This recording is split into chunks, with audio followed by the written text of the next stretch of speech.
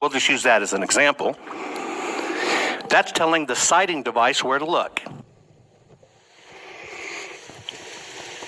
You, as a mechanical engineer, knowing forensic, knowing dollars, writing codes, doing whatever, you yourself know that when it doesn't line up, the machine doesn't work the way it's supposed to work. It's the difference between pulling your dollar bill out like this and looking at it, pulling the same dollar bill but doing it cross-eyed. One of them doesn't make sense. One of them doesn't look at the same thing the other thing does. That's why this paper is a piece of code. So, we don't care about the scan lines, we don't care about the resolution, we don't care about any of that. We care about the piece of paper. And if you're looking at the bullseye, can we draw that up and try to keep them both in frame? Just the targets on the bottom, there you go.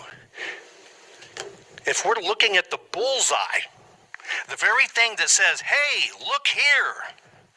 Well, the left one's saying, look in my yard, and the right one's saying, look 2 houses over. But you know what? The ovals never moved because they were printed hard. So even as a mechanical engineer or photography or optics or camera, when you expect to take a picture and you hold it at somebody, you're not trying to photograph 2 people over. And this is what it tells the machine to do. This is a problem at the most lowest elementary level. And the number one way it's cloaked, well, we can't see it in the code. We don't know how it's done. Show me the code that does it. Well, that's the code. That's the code. Any printer industry executive, any monetary printing executive, any engineer in the world that deals with printing will tell you this simple fact. If your machine is not calibrated to hit the target, it becomes something else. So if we talk about machines and we talk about code, it is a smoke and mirrors not to deal with what's real and physical. Here's my contention. This is the historical artifact of a voter. And states are telling voters, you have no right to that. The very voter that pays your salary, that paid for that ballot, that paid for that piece of paper, and paid for the machine that you're running it in. And so those people that pay your salary, that you work for and do this for, you're telling them you can't look at them. That is both unacceptable and un-American. What I'm saying is, all of these problems you've heard today can be corrected and detected now by the simplest of things. It takes you days or weeks to recount votes. Give me these 500,000 ballots, we'll have them done in 2 hours. How can you complain? What is there to hide with the physical artifact of the human interaction that is putting people in office? That is unacceptable, un-American, and to talk about it any other way is smoke and mirrors, is geek gobbledygook.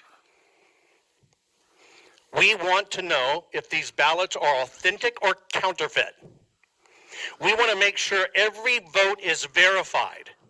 This is not about President Donald J. Trump or President-elect Joe Biden. This is about, are we still a country where your vote matters? One person, one vote. If you refuse to allow the ballots to be examined, the ballots, not the smoke and mirrors, but the ballots, let the machine look at it, not the voting machine that already messed up. Machines do what you tell them. You just have it look at that and verify the vote.